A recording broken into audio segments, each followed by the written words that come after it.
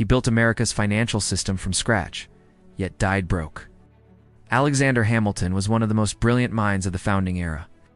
But his life ended in a bloody duel over pride and politics. Long before the wars, the politics, and the power, there was an island. Quiet, humid, swept by salt and wind. Nevis in the British West Indies sat small and almost invisible on the map of the world. But in the mid-18th century, that's where one of history's sharpest minds was born. Alexander Hamilton. Or maybe not. You see, even his birth is a riddle. Some records say he was born in 1755.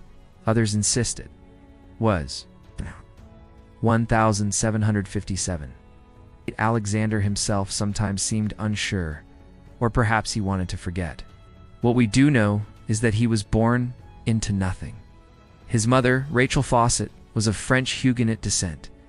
She had once been married to a Danish merchant, but that relationship crumbled. Her divorce wasn't recognized by the church. So when she began a relationship with James Hamilton, Alexander's father, it was considered scandalous.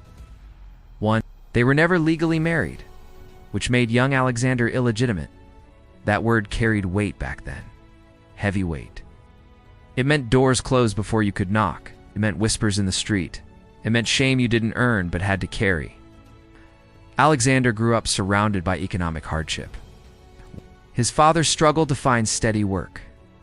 His mother, although resourceful and determined, couldn't shield him from poverty.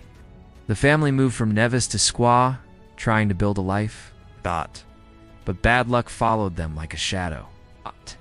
When Alexander was around 11, James Hamilton abandoned the family, likely ashamed and unable to provide. 2 years later, Rachel died of a fever, likely yellow fever, leaving Alexander and his older brother orphans. Just like that, everything was gone. Alexander was barely a teenager. He had no father, no mother, no inheritance, no title. But he had two things that would carry him further than any noble name could: his mind and his pen. And while the world saw just another colonial orphan, small, skinny, and forgettable, Alexander Hamilton was already quietly preparing to prove them all wrong, because sometimes the people with the least end up doing the most. After his mother's death, young Alexander Hamilton was left with little more than her name and the burden of survival. He and his brother were taken in by a cousin, Peter Lytton, but that refuge didn't last. Within a year, Lytton died by suicide. Alexander was once again homeless. Not yet 14, he had no stable shelter, no family to lean on, and no education beyond the basics his mother had managed to give him. He found work as a clerk at an import-export firm run by a merchant named Beekman and Kruger on the island of St. Ca. It wasn't glamorous. He handled invoices, tracked cargo, calculated currency exchanges, and kept ledgers. But for a boy with a hungry mind, it was a school in itself. Day by day, Alexander absorbed the rhythms of commerce, learning how the world really worked, not in textbooks, but in ships and sugar and debt. He was trusted, efficient, and sharp. By the time he was 15, he was left in charge of the entire business when the owner was away. Think about that. Most teenagers couldn't be trusted to sweep a floor properly. Alexander was managing trade routes. But the seer wasn't filled with opportunity. It was thick with slavery, economic despair, and colonial hierarchy. Even Alexander saw it all up close, and he hated it. He started writing. His letters were thoughtful, observant, sometimes poetic. They weren't just teenage ramblings. They had power, structure, and vision. He'd write about hurricanes as if describing a god's fury. He'd discuss politics, faith, morality. Then came the storm. In 1772, a hurricane tore through Squaw. It ravaged buildings, sank ships, and left the island gasping. In the aftermath, Hamilton wrote a detailed account of the disaster for the local newspaper. But it wasn't just a news report. It was art. A 15-year-old boy described wind and water with the grace of a novelist and the insight of a philosopher. Local leaders read the piece and were stunned. Who was this boy? How did he write like that? They passed around his essay. They started whispering. Then they started collecting donations. The people of St. Croix, impoverished and rebuilding, gathered enough money to send this orphan boy to America. Because even in darkness, genius glows. In the fall of 1772, Alexander Hamilton left the Caribbean behind.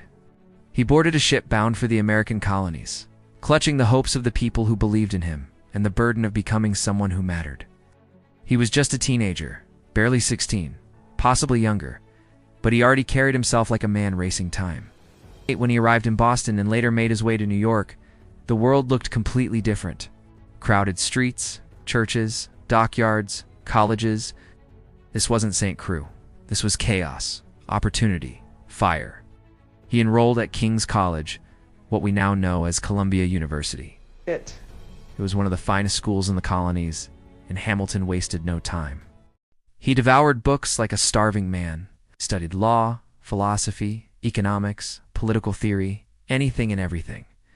But learning wasn't enough. Not for him. He wanted to speak. He wanted to write. And more than anything, he wanted to shape the world around him. The colonies, meanwhile, were teetering on the edge of revolution. Tensions with Britain had reached a boiling point. Taxes, soldiers, tyranny. The streets pulsed with the electricity of rebellion, and Hamilton stepped right into it. He started writing political essays under pseudonyms, defending the colonists' right to resist British rule. Readers thought the author must be a seasoned scholar or a high-ranking official. When they found out it was a teenager, they couldn't believe it. Soon, Hamilton began giving speeches in public squares, fiery, bold, overflowing with ideas. He wasn't just echoing popular slogans. He was thinking ahead, imagining a new kind of government, a new kind of future. And people noticed. New York was full of revolutionaries, but Hamilton stood out. He wasn't from the elite families. He had no pedigree, but he had something better: vision and the fearless conviction to share it. He drilled with the militia in his free time, trained for war while he studied law, and wrote with the weight of a man twice his age. To some, he was brilliant, to others arrogant, but no one could ignore him. America had just met Alexander Hamilton, and Alexander Hamilton had just found his battlefield. By the early 1770s, the colonies weren't just complaining anymore. They were preparing to fight. The British Crown had tightened its grip with taxes, troops, and proclamations. And while some men hesitated, others stood up. Alexander Hamilton was one of them. Still a student at King's College, Hamilton couldn't sit still. He joined a New York volunteer militia called the Hearts of Oak. They were young, mostly students, and woefully inexperienced. But what they lacked in training, they made up for in passion. Each morning before sunrise, Hamilton drilled with his comrades in a graveyard beside Trinity Church. They trained with borrowed weapons, learned the basics of formation, and studied British military tactics. At night, he buried himself in books, classics, strategy, economics, philosophy. Day and night, mind and body, Hamilton was preparing for something big. In 1775, when war officially broke out with the battles of Lexington and Concord, Hamilton was ready. He helped lead a daring raid on a British battery in Manhattan, stealing cannons under enemy fire. It was bold, dangerous, and successful, exactly the kind of act that caught attention. Hamilton's leadership was unmistakable. He wasn't just a writer anymore. He was now a soldier, and a good one. Within months, he earned a commission as captain of an artillery company. It was a rare position for someone so young and without connections, but Hamilton had proved himself in both word and action. His company saw action in several key battles, including the Battle of Princeton, where Hamilton's guns helped secure a pivotal victory for the Continental Army. His skill didn't go unnoticed. Commanders praised his discipline and organization. His troops respected him. And news of a brilliant young artillery captain with a silver tongue and steel nerves began to spread. But someone else had noticed too. Someone who would change Hamilton's life forever. General George Washington. Washington, commander of the Continental Army, was constantly on the lookout for men who could think, lead, and act under pressure. And in Alexander Hamilton, he found all three. Hamilton had no way of knowing, but his days as a frontline officer were numbered. He was about to be called somewhere even more powerful than the battlefield. He was about to step inside the war room of a revolution. In 1777, something unexpected happened. Alexander Hamilton, barely in his 20s, commanding an artillery unit with growing respect, received an invitation. General George Washington wanted him not as a field commander, but as part of his inner military staff. At first glance, it might have seemed like a step backward. Hamilton loved the battlefield. He thrived on action, movement, and strategy under fire. But this was different. This was Washington, and this offer wasn't a demotion. It was a doorway into the very heart of the revolution. Hamilton accepted. Washington made him an aide-de-camp, a kind of chief of staff. But in truth, he was far more than a glorified secretary. He became Washington's most trusted advisor, writing letters, orders, and diplomatic messages. Many in Washington's voice, Hamilton's pen never stopped moving. His words carried authority, clarity, and purpose. He corresponded with generals, governors, and Congress. When orders needed to be obeyed, Hamilton's letters made sure they were. His writing was as sharp as his thinking, and he worked day and night. Often by candlelight with stacks of parchment and ink-stained hands, Washington relied on him for more than paperwork. Hamilton became a voice in his ear, a strategist, a sounding board. Despite the massive difference in age and status, there was mutual respect. Washington saw in Hamilton something rare, brilliance without hesitation. But Hamilton, despite his loyalty, still craved more. He didn't want to be remembered as just a writer. He yearned to lead men in battle again, to earn personal glory on the field, not just behind a desk. Multiple times, he asked Washington for a combat command. Multiple times, Washington denied him, not out of punishment, but because he couldn't afford to lose him. The tension quietly simmered between them. Washington treated him like a son. Hamilton sometimes chafed at the boundaries, but they needed each other. During these years, Hamilton also forged connections with powerful allies, including Lafayette, John Lawrence, and other revolutionary thinkers. His ideas were expanding. He wasn't just fighting a war. He was dreaming of what came after it. A new nation, a government that actually worked, a future he could help design. He was still young, still ambitious, and still just getting started. For 4 long years, Alexander Hamilton served faithfully at George Washington's side.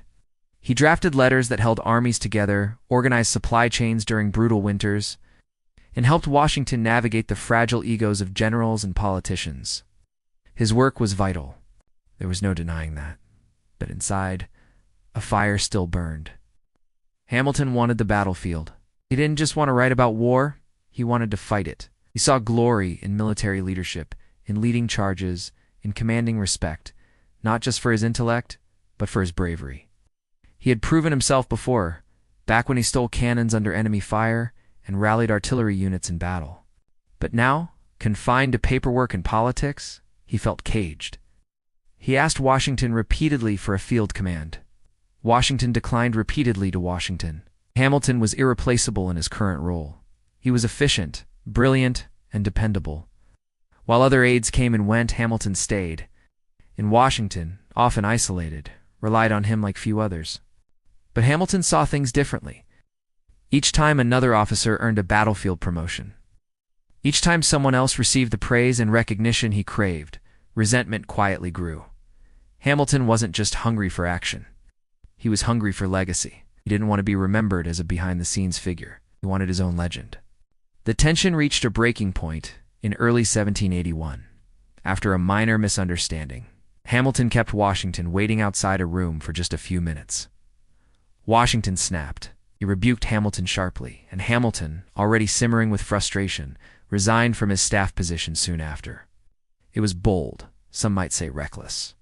But for Hamilton, it was a necessary gamble. He had served loyally, he had earned trust, and now he would take his fate into his own hands. Still, even after resigning, he didn't abandon the cause.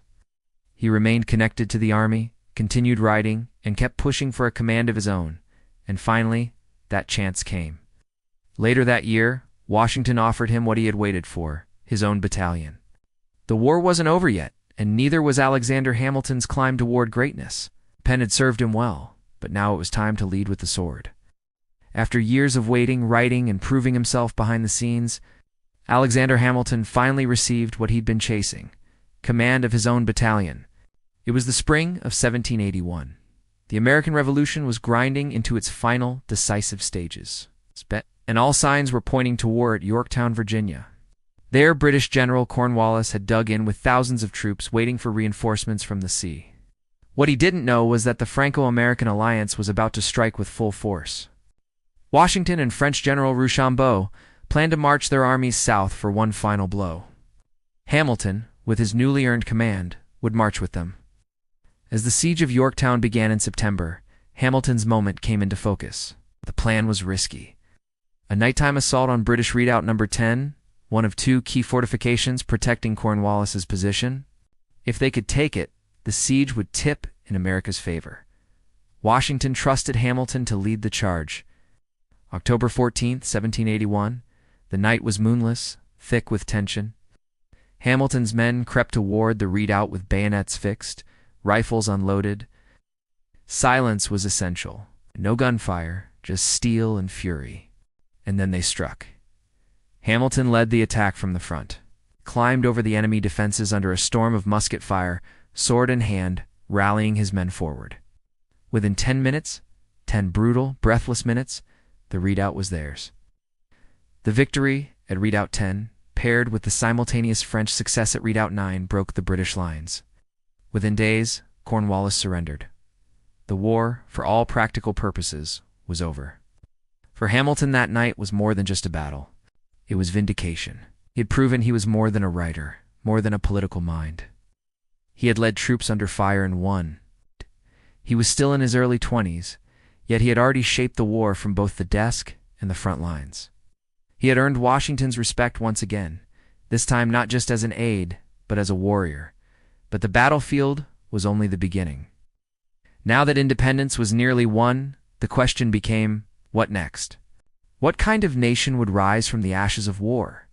For Hamilton, the answer was clear. If America was going to survive, someone had to build it, and he was ready to start laying the foundation. When the guns fell silent and the Treaty of Paris was signed in 1783, the United States of America was officially free. But freedom, Hamilton quickly realized, was only the beginning. The country was independent, but not stable. The Articles of Confederation, the first attempt at a national government, were weak, toothless, and dangerously inefficient. The states operated more like competing countries than a united nation. They printed their own money, set their own rules, and squabbled endlessly over borders, taxes, and trade. To Hamilton, it was chaos masquerading as liberty.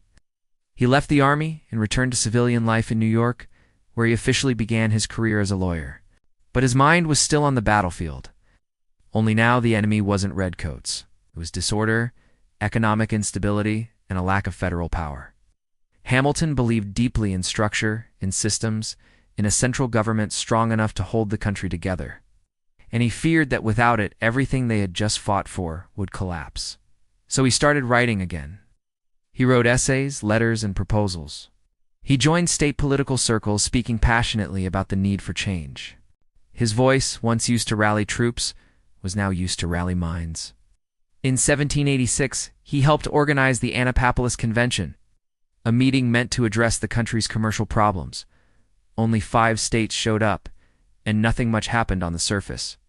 But Hamilton used the opportunity to push for something bigger, a full constitutional convention, to overhaul the government from the ground up. He got his wish. The following year, delegates from all 13 states gathered in Philadelphia. Among them, George Washington, James Madison, Benjamin Franklin, and Alexander Hamilton. Hamilton was one of the youngest in the room, but his energy was unmatched. His speeches were bold. His ideas were unapologetically pro-federalist. He believed America needed a strong central government, a national economy, and a unified identity. Not everyone agreed. In fact, many were wary of centralized power. It reminded them too much of monarchy. But Hamilton didn't back down. He wasn't just fighting for a constitution. He was fighting for a vision of America that could last, because revolutions may win freedom, but only structure can keep it. The Constitutional Convention of 1787 was a turning point for America and for Alexander Hamilton. For 4 hot months in Philadelphia, delegates debated, argued, and rewrote the blueprint for a new government. And while Hamilton wasn't the loudest voice in the room, he was one of the most unshakably determined. His vision was ambitious. Some said too much so. Hamilton argued for a strong central government, a president with real executive power, and even a Senate that served for life. These ideas didn't sit well with many of the delegates. who had just thrown off a king and were keen on anything that smelled like monarchy. In the end, Hamilton's more extreme proposals weren't adopted. But many of his broader principles, strong federal authority, a robust executive branch, and the supremacy of national law made it into the final Constitution. Still, the fight was far from over. The Constitution had been written, yes, but it still needed to be ratified by the states, and that wouldn't be easy. Opposition was fierce, especially from people who feared losing state power or saw the new federal system as a threat to individual liberty. So Hamilton went to war again, not with guns, but with his greatest weapon, his pen. He joined forces with James Madison and John Jay to write a series of essays defending the new Constitution, published under the shared pseudonym Publius. These essays were aimed at ordinary citizens, clear, logical, and persuasive. Hamilton wrote the majority of them, 51 out of the 85 essays. Sometimes drafting several per week late into the night by candlelight, these became the Federalist Papers. Each essay tackled a different question. Why do we need a stronger government? How will checks and balances protect freedom? Why should people trust a national judiciary? Hamilton poured his soul into these arguments. It wasn't just defending a document. He was defending the very future of the Republic, and it worked.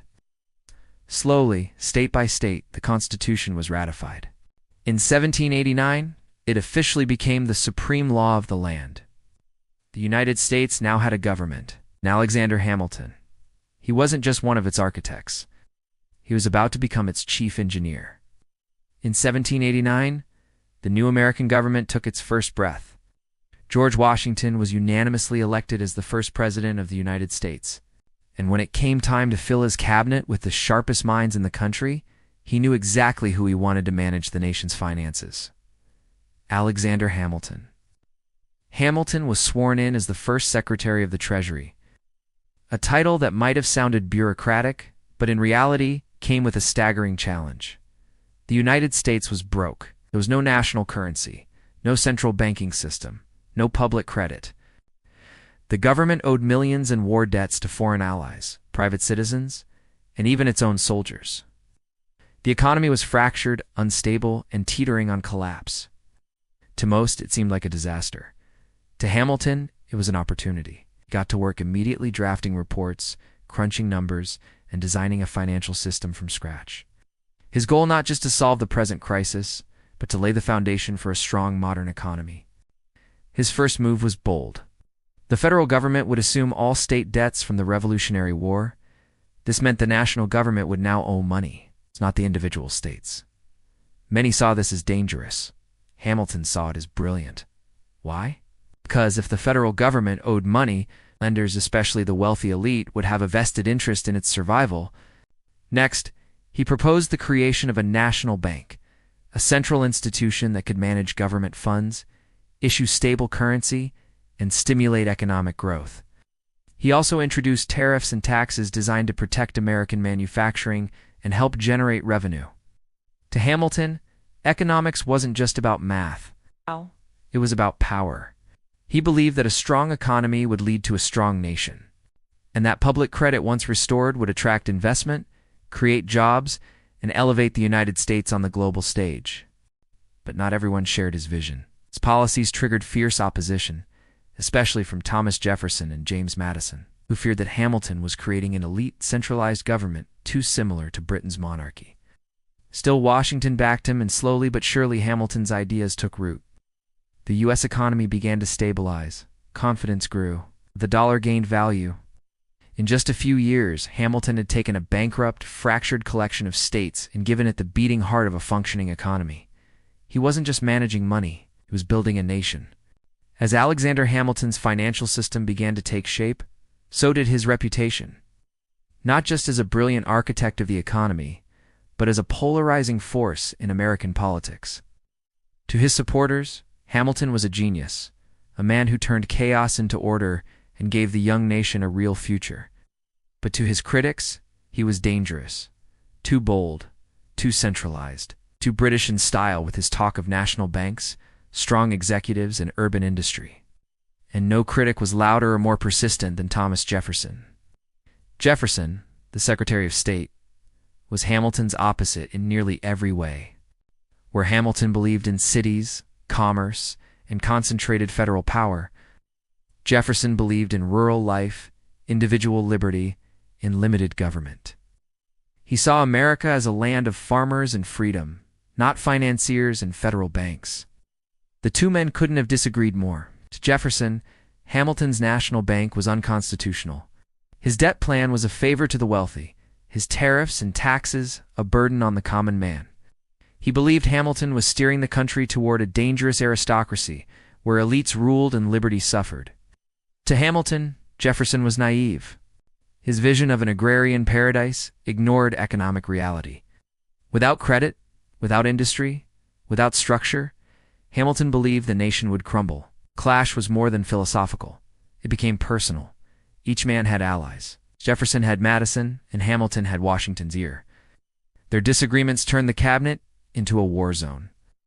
Washington, though respectful of Jefferson, often sided with Hamilton. He valued results, and Hamilton delivered them. Still, the feud grew. In the press, Jefferson's allies accused Hamilton of corruption and tyranny. In return, Hamilton's supporters painted Jefferson as weak and idealistic. What began as debate quickly hardened into rivalry and eventually birthed something new in American history: political parties. Hamilton's followers became known as the Federalists, Jefferson's, the Democratic Republicans. The country, still young and fragile, was now splitting into factions.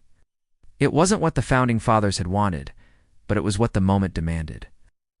And right in the center of it all stood Alexander Hamilton, praised, hated, unstoppable. He had built an economy. Now, unknowingly, he had helped build the machinery of American politics. The United States had barely found its footing before it began to divide, not by geography, but by ideology. And at the heart of this division stood two powerful opposing minds, Alexander Hamilton and Thomas Jefferson. Hamilton never intended to start a political party, but his policies, national debt consolidation, a central bank, manufacturing support, and a strong executive were radical enough to make him a symbol of a broader political movement. His followers, urban merchants, financiers, lawyers, and many war veterans rallied around his ideas. They called themselves Federalists. On the other side, Jefferson and James Madison spoke to farmers, artisans, and states' rights advocates. They feared that Hamilton's version of government would turn the republic into an oligarchy ruled by banks and elites. They formed what would become the Democratic Republican Party. This was the birth of America's first party system. The press, which had once focused on foreign affairs and commerce, now became weaponized. Partisan newspapers sprang up like wildfire. Hamilton's allies wrote fiery editorials defending central authority and financial discipline. Jefferson's camp countered with blistering critiques, accusing Hamilton of betraying the revolution by building a system that benefited the rich. Hamilton, ever combative, gave as good as he got. He wrote under pseudonyms, leaked damaging letters, and used his incredible skill with language to shape public opinion. He wasn't just managing policy, he was managing narratives. Washington, who deeply disliked factionalism, grew increasingly uncomfortable. He had hoped that his presidency would set a tone of unity. But by the end of his second term, the cabinet was a political battlefield, and the nation a house divided. Eventually, Jefferson resigned from Washington's cabinet, disgusted by Hamilton's influence. But even in resignation, his movement grew stronger. And then came the election of 1796, America's first real contested presidential race. John Adams, a Federalist, won.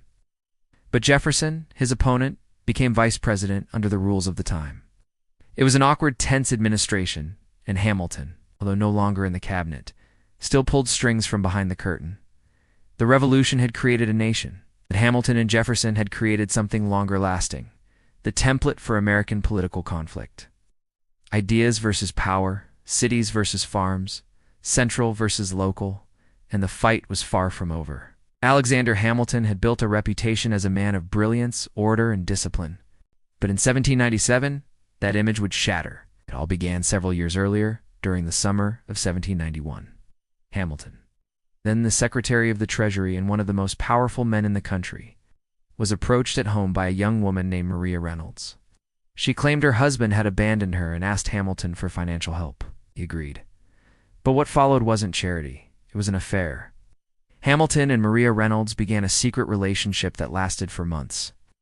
But it wasn't just an affair. It turned into a trap. Her husband, James Reynolds, found out and blackmailed Hamilton, demanding money to keep silent. Rather than end the affair immediately, Hamilton continued to pay and continued to see Maria. Eventually, the situation unraveled. In 1797, political enemies, including Thomas Jefferson's allies, uncovered the payments.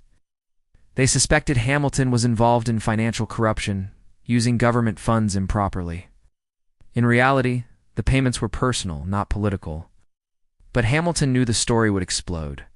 So, he did something almost unthinkable, told the truth. In a 95-page public document now known as the Reynolds pamphlet, Hamilton confessed to the entire affair in shocking detail. He admitted to adultery, to the blackmail payments, to the personal disgrace it brought. But he denied any financial misconduct in his public office. It was the first major sex scandal in American political history, and it ruined him. Public reaction was brutal. Some were stunned by his honesty, others repelled by the behavior itself. His enemies used it as proof that Hamilton was immoral and unfit for public life. Even his allies were shaken. His once sterling reputation took a permanent hit. At home, things were even worse. His wife Eliza was devastated. The woman who had supported him through war, scandal, and politics now had to endure public humiliation. Hamilton never recovered politically. Though he continued to write and advise, he would never hold public office again. The man who built America's financial foundation had destroyed his credibility with one private mistake. His enemies cheered. But Hamilton, he wrote on, because no matter how deep the scandal, he still believed in shaping the future. After the publication of the Reynolds pamphlet, Alexander Hamilton's world changed. He had exposed himself not just to save his public integrity, but to own his mistake. But honesty, as it turned out, came at a steep price. The American public was shocked. Many couldn't believe that the architect of the nation's economy, the man once whispered about with admiration, had fallen into such a personal scandal. The whispers turned into headlines, and the headlines turned into laughter. Political opponents pounced. Jeffersonian newspapers had a field day portraying Hamilton as a corrupt hypocrite, a man who claimed to build a moral republic while living a double life. His affair with Maria Reynolds was used not just to attack his character, but to discredit everything he stood for. Among Federalists, the reaction was mixed. Some admired his honesty, saying it proved he had nothing to hide. Others saw a liability, a man who, despite his brilliance, couldn't control himself. But perhaps the most painful reaction came from within his own home. Eliza Hamilton, his wife, had been his fiercest defender for years. Through war, politics, and public pressure, she had stood by him. But this time, Hamilton had betrayed her trust in the most public way possible. The damage to their marriage was deep and personal. Still, she didn't leave him. And Hamilton, wounded, but not silenced, continued to write. He may have lost public favor, but he had not lost his sense of duty. He remained an influential voice behind the scenes. During the contentious presidential election of 1800, Hamilton, no longer in office, tried to shape the outcome anyway. Although he was a Federalist, Hamilton did not trust President John Adams, the head of his own party. The two men had grown to despise each other. So, in a move that shocked even his allies, Hamilton publicly attacked Adams in a scathing pamphlet, calling him unstable and unfit for office. It was political suicide. The attack fractured the Federalist Party and opened the door for Thomas Jefferson to win the presidency. Hamilton had intended to steer the outcome, but ended up sinking his own side. He had once controlled America's finances. Now, he was an outsider in a country he helped build. Yet even in exile, Hamilton couldn't help himself. He kept writing because that's what Hamilton did. Fought, he failed, and he never stayed quiet. By the turn of the 19th century, Alexander Hamilton's influence had faded. He no longer held public office. The Federalist Party was splintered, and his personal reputation, still scarred from the Reynolds scandal, kept him on the fringes of power. But if Hamilton was drifting from the center of politics, someone else was quickly stepping into it. Aaron Burr, sharp, ambitious, and unpredictable. Burr was a man Hamilton had never trusted. The two had crossed paths in New York politics for years. Burr was charismatic, calculating, and well-connected. He could charm a crowd just as easily as he could undercut an opponent. To Hamilton, Burr was dangerous, not because of what he believed, but because he seemed to believe in nothing. In the election of 1800, the rivalry between Burr and Hamilton deepened. Burr ran as Thomas Jefferson's running mate on the Democratic-Republican ticket. But due to a quirk in the Electoral College system at the time, both Jefferson and Burr received the same number of electoral votes, a tie. The decision went to the House of Representatives. And Hamilton, though no friend to Jefferson, made a stunning choice. He backed Jefferson in letters and conversations with Federalist representatives. Hamilton argued that, while he disagreed with Jefferson's politics, at least Jefferson had principles. Burr, in Hamilton's eyes, had none. "Burr loves nothing but himself," he wrote. "He is as ambitious and unprincipled as he is dangerous." It was a critical move. Jefferson was selected as president. Burr became vice president, but he knew exactly who had cost him the top seat. Hamilton had made a powerful enemy, and Burr never forgot. Over the next few years, Burr's political fortunes declined. He was sidelined during Jefferson's presidency and eventually found himself isolated, much like Hamilton. But unlike Hamilton, Burr was not content to fade quietly. The tension between the two men smoldered. Through letters, speeches, and political maneuvering, Hamilton continued to publicly insult Burr's character. He warned anyone who would listen that Burr posed a threat to the Republic. It wasn't just politics anymore. It was personal. Two men, two careers in decline, and one final confrontation creeping closer. Neither of them knew it yet, but the fuse had already been lit, and it would explode in blood. By 1804, the political landscape had changed again. Thomas Jefferson was in his second term as president, and Aaron Burr, still serving as vice president, was now completely cut off from the power he once tasted. Rejected from Jefferson's inner circle and politically stranded, Burr set his sights on a new opportunity: the governorship of New York. It was a chance to reclaim relevance, to reset the game. But Alexander Hamilton, never one to stay silent, refused to let that happen. Throughout Burr's campaign, Hamilton worked behind the scenes to block him. He wrote letters to influential figures, urging them not to support Burr. He warned that Burr was corrupt, unpredictable, and unworthy of trust. It was political sabotage, and it worked. Burr lost the election. Publicly humiliated and privately enraged, Burr blamed one man for his defeat: Alexander Hamilton. Shortly afterward, a letter was published in a newspaper. In it, Dr. Charles Cooper, a friend of Hamilton's, described Hamilton's opinion of Burr at a private dinner. According to Cooper, Hamilton had said things still more despicable about Burr than what had been published. That was it. Burr demanded a retraction. Hamilton refused. He admitted to criticizing Burr's political conduct, but not to calling him despicable. That, he said, was hearsay. But Burr didn't want a clarification. He wanted a reckoning. So he sent a letter, a formal challenge, a duel. At first, Hamilton hesitated. Dueling was illegal, dangerous, and against his own moral beliefs. He had lost friends to duels. He had spoken against them publicly. He had a family. He had sons. He had a legacy. But he also had pride. Hamilton feared that rejecting the challenge would brand him a coward. He believed that honor mattered, and so he accepted. He began to put his affairs in order. He wrote a letter to Eliza, expressing his love. He drafted a statement explaining that he intended to throw away his shot, not to kill, but to preserve honor without bloodshed. But duels didn't always go according to plan. On the morning of July 11, 1804, Hamilton and Burr would meet on the cliffs of Weehawken, New Jersey. 2 men, 2 pistols, and one final moment that would change American history forever. The sun had barely risen on July 11, 1804, when 2 boats quietly slipped across the Hudson River from Manhattan to the wooded bluffs of Weehawken, New Jersey. The sky was pale, the air thick with mist. It was a place chosen deliberately, remote, hidden from the law, and stained with history. Just a few years earlier, Hamilton's own son, Philip, had died in a duel here. Now, Alexander Hamilton had returned to face his own end. He arrived with his second, Nathaniel Pendleton. Aaron Burr brought his own second, William Vanis. The pistols were prepared. The distance was measured 10 paces apart. Burster tall, composed. Hamilton, quiet but resolute. What exactly happened in the seconds that followed remains a mystery. Hamilton claimed beforehand that he intended to throw away his shot, to aim high, to avoid bloodshed, to meet the challenge without killing. Some accounts say he fired into the air, deliberately missing. Others believe he flinched or fired by reflex. But what isn't in question is what Burr did next. He raised his pistol. He fired.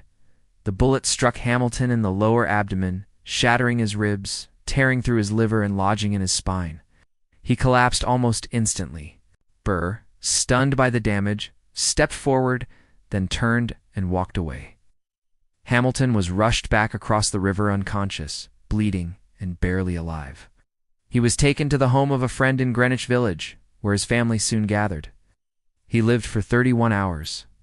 During that time, he drifted in and out of consciousness. He spoke to his wife Eliza, asked for forgiveness, and received last rites. His friends came to say goodbye. His children held his hand. And then on the afternoon of July 12, 1804, Alexander Hamilton died. He was 47 years old. It's a man who had fought in the Revolution, built the nation's financial system, written the bulk of the Federalist Papers, and shaped the very structure of the United States, was gone. Killed in a duel that history would remember as a tragedy, a waste, and a final chapter written in gunpowder and pride. But Hamilton's story didn't end there, because death has a strange way of echoing, especially when a legacy refuses to be buried. As news of Alexander Hamilton's death spread across New York City, shock rippled through every corner of the young republic. Crowds gathered in silence outside his home. Federalists mourned the loss of their intellectual anchor. Even those who opposed him politically stood still, stunned by how suddenly and senselessly it had ended. Duels had claimed lives before, but this felt different. Here was a man who had helped win independence, built the U.S. economy, defended the Constitution, and shaped the very foundations of government, now gone by the hand of a sitting vice president. Public outrage flared. Hamilton's funeral drew thousands. Businesses closed. Church bells rang. Soldiers marched alongside civilians in mourning. At Trinity Churchyard, his coffin was lowered into the ground beneath a simple stone. He was buried not as a politician, but as a patriot. His wife Eliza stood by his side until the very end. In the days after his death, Eliza faced a mountain of debts and 7 surviving children to raise. Yet she refused to break. Fueled by grief and love, she dedicated her life to preserving her husband's legacy and to finishing the work he had started. She helped establish the first private orphanage in New York, honoring Hamilton's own childhood as a poor, forgotten boy. She organized his letters, defended his name, and made sure the next generation knew who he was, not just as a founder, but as a father and a visionary. As for Aaron Burr, the man who fired the shot, he was never charged with murder. But his political career ended the moment Hamilton's heart stopped. He finished his term as vice president in disgrace, living the rest of his life as a man haunted by what he had done. Hamilton's death marked the end of one chapter in American politics and the beginning of another. The country moved forward, but Hamilton's ideas, central banking, public credit, strong federal authority would endure. Decades later, leaders like Abraham Lincoln and Theodore Roosevelt would cite Hamilton as a guidepost. And though his name faded for much of the 19th century, it would never disappear completely, because Hamilton was more than a founding father. He was a builder, a believer, and a man whose last breath became the spark of something far greater than himself. In the wake of Alexander Hamilton's death, his wife Eliza stood at the crossroads of heartbreak and duty. She had lost her husband to pride and politics. Left behind were 7 children, a mountain of debt, and a legacy under siege. Many in society whispered about Hamilton's scandal, his duel, his arrogance. His enemies were eager to write him off, but Eliza refused to let history forget him. Born into the prominent Schuyler family, Eliza had always been strong, but now she had to be unbreakable.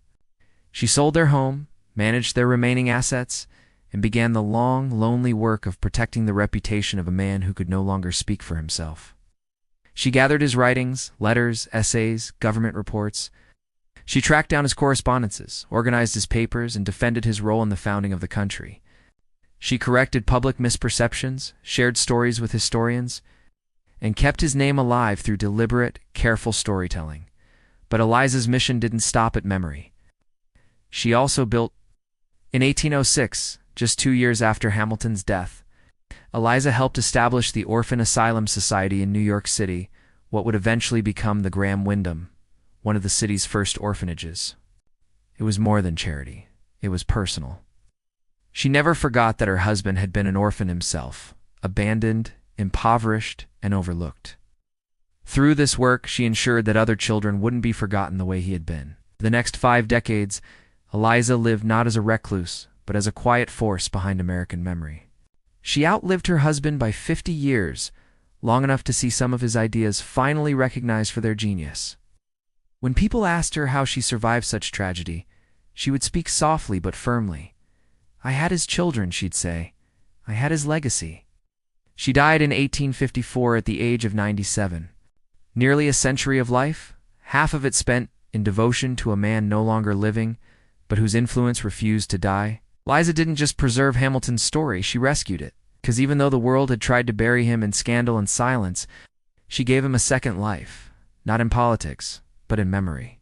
And because of her, the name Alexander Hamilton would not vanish from history. Alexander Hamilton may have died young, but his ideas were just getting started. In the early years after his death, his legacy remained tangled in controversy. In post to many, he was remembered as the brilliant mind who couldn't escape his own ego. A man who built a financial empire only to fall to scandal and violence. His critics still painted him as an elitist, a monarchist in disguise, someone too eager to concentrate power in government hands. But history, as it often does, began to shift. America grew, the economy expanded, industry rose, and slowly leaders began to revisit Hamilton's vision, not with suspicion, but with respect. His blueprint for a strong central government became a model during national crisis. His belief in federal credit became the cornerstone of American financial power, and his dream of a diverse industrial economy came to life in the factories, railroads, and trade routes that shaped the 19th century. By the time the Civil War approached, Abraham Lincoln was reading Hamilton's writings closely. He saw Hamilton as a guide, a man who understood that preserving the Union required both principle and structure. Lincoln's financial strategies during the war reflected Hamilton's belief in a unified economic system supported by national credit. Even later, presidents like Theodore Roosevelt and Franklin D. Roosevelt would quote Hamilton in speeches. Drawing on his ideas about executive strength, national infrastructure, and economic planning, historians, too, began to change their tone. The once dismissed Federalists became, in hindsight, one of the most forward-thinking of all the Founding Fathers. He had seen a version of America that took over a century to fully arrive, and in many ways was still arriving. Hamilton's critics had often accused him of dreaming too big, but maybe that was the point. His vision was never meant for his time alone. It was meant to grow into the future, to outlive him, outlast him, and evolve as the country did. He died before he could see it. But his fingerprints were on everything. The banks, the courts, the Constitution, the very concept of a nation bound not by blood or region, but by ideas.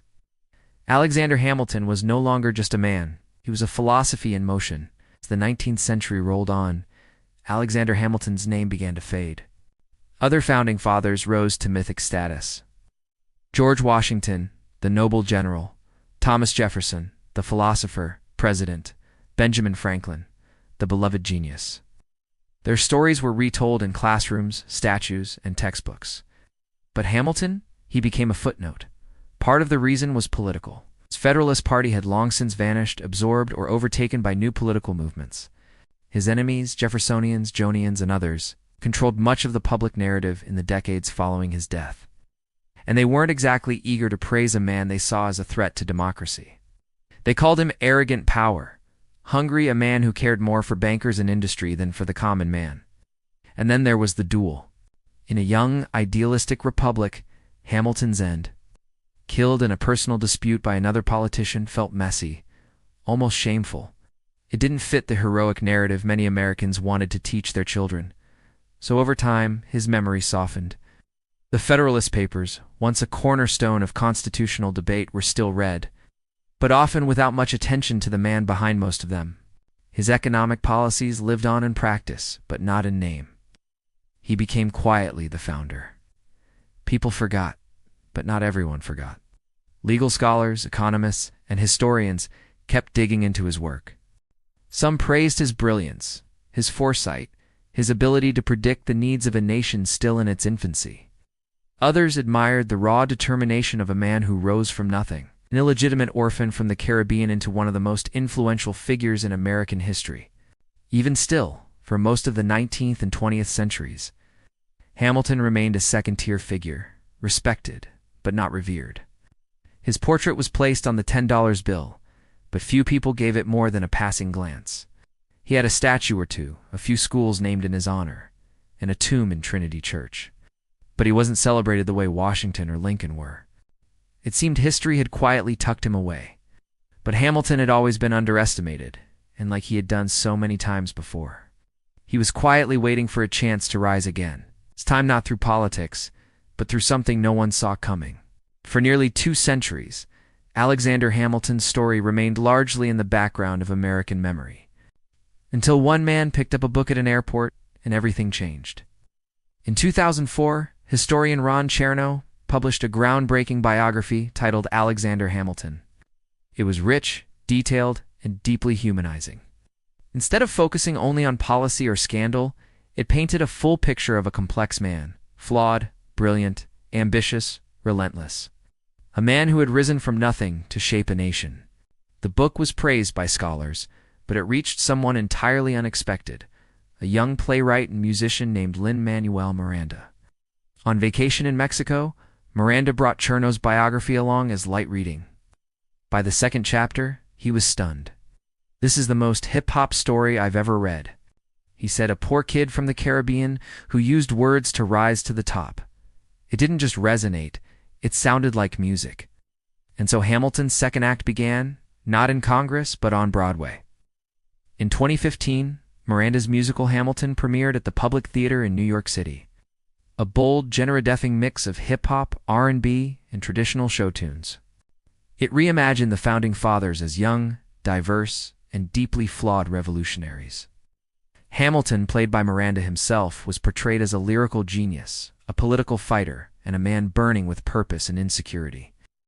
The show cast actors of color in the roles of America's founders, giving new voice and new relevance to an old story. Audiences were electrified. The show moved to Broadway later that year, earned a record-breaking 16 Tony Award nominations, won 11, and went on to win the Pulitzer Prize for Drama. It became a cultural phenomenon, pulling Hamilton's legacy out of dusty textbooks and into the hearts of millions. Suddenly, the world wanted to know who was Alexander Hamilton.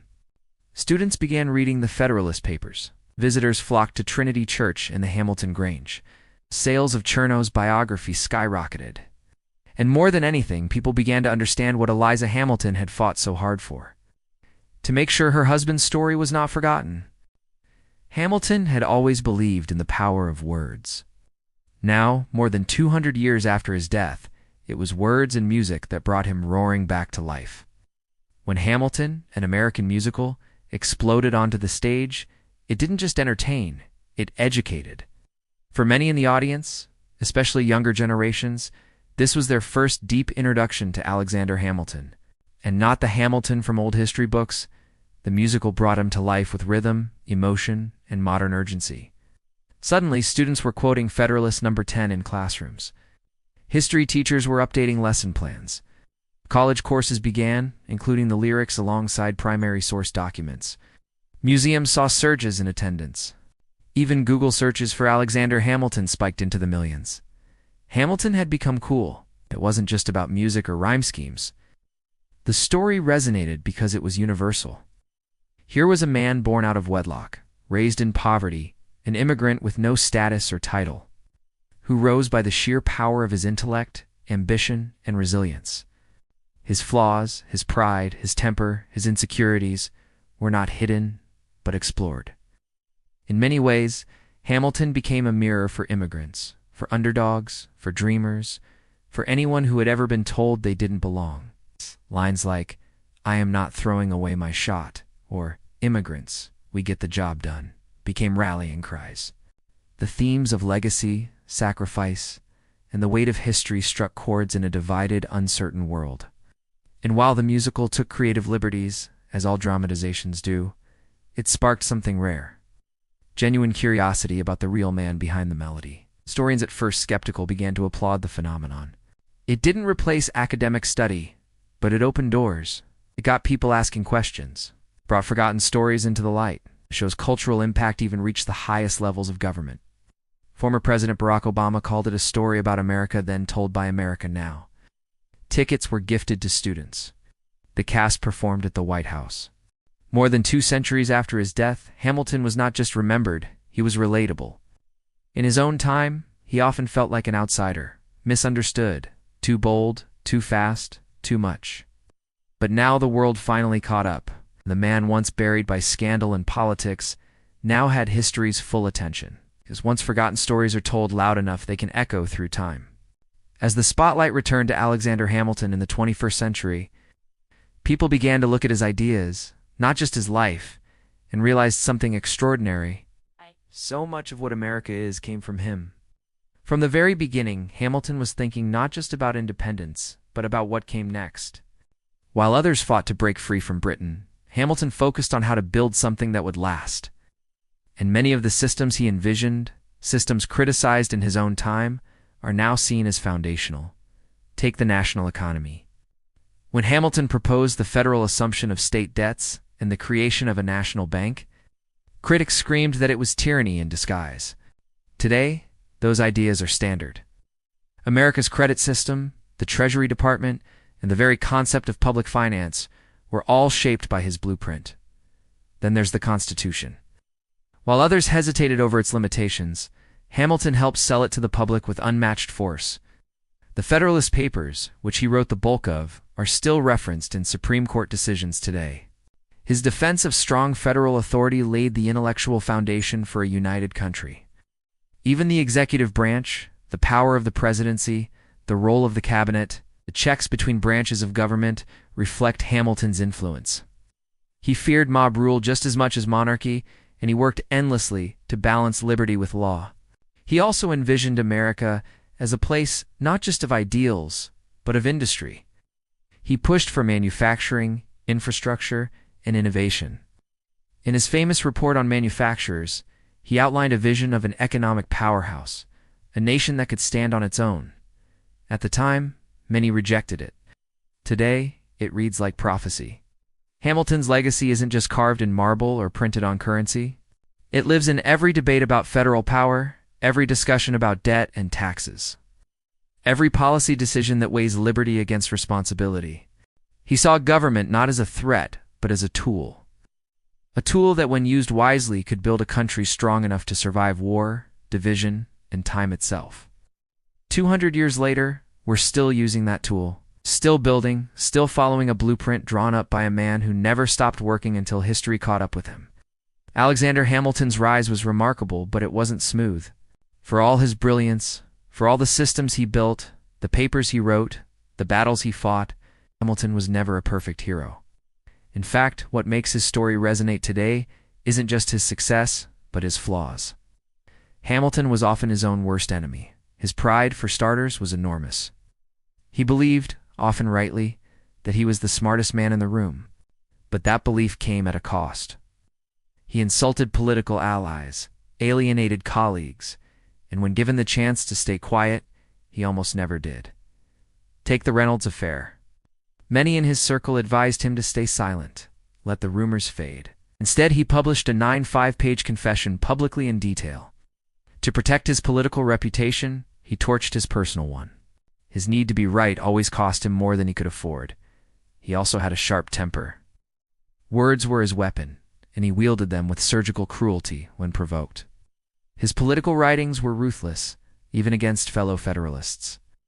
His pamphlet, Tearing Apart John Adams, didn't just hurt Adams, it helped Jefferson win the presidency. That wasn't strategy, that was impulse.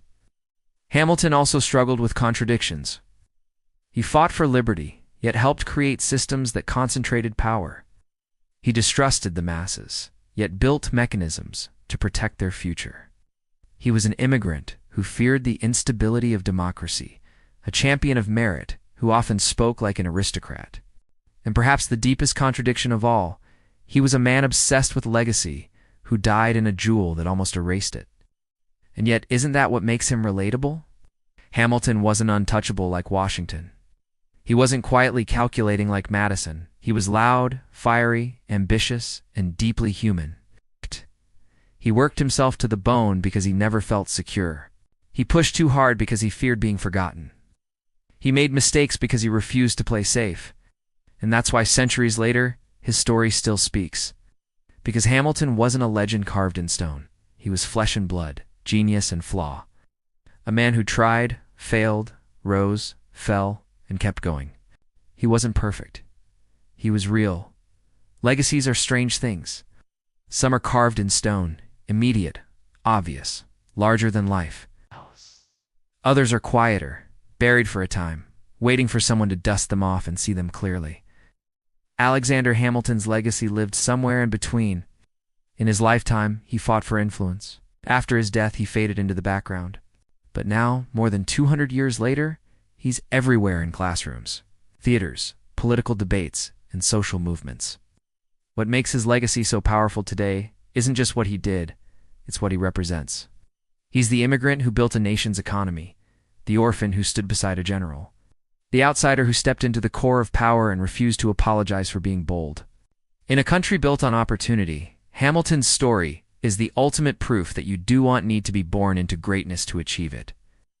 But legacy to Hamilton was never about statues or songs, it was about impact. He once asked a haunting question. What is a legacy? It's planting seeds in a garden you never get to see. He didn't live to see his economic system flourish, didn't see his constitution endure centuries. He didn't see his wife outlive him by 50 years or witness a Broadway musical about his life. He never saw young students quoting his essays in schools across the world, but those seeds, they grew. And in that way, his voice never really stopped speaking. You hear it every time someone defends the Constitution with logic and passion. You see it in systems that still hold the country together. You feel it in stories of people who rise from nothing, just like he did. Even in the face of death, Hamilton was thinking forward. His duel wasn't just a personal tragedy, it was a final act of a man who understood the cost of legacy. He wrote letters, settled debts, prepared his family, and asked that his story not be lost. He was thinking of tomorrow, even as his time ran out.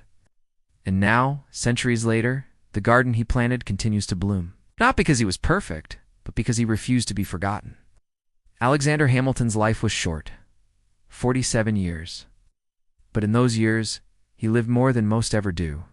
He rose from poverty, carved out a place in history with nothing but his mind and will, and left behind a legacy that helped shape an entire nation.